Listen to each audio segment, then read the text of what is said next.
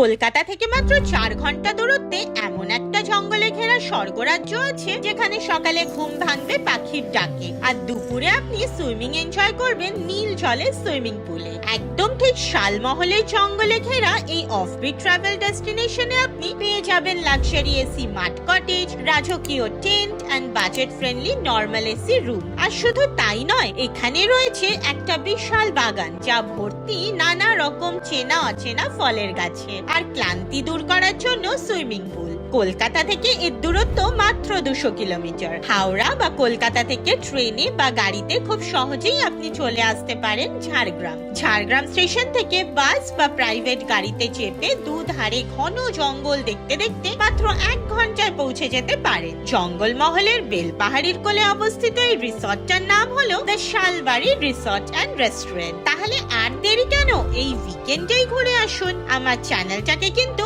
অবশ্যই সাবস্ক্রাইব করে রাখবেন।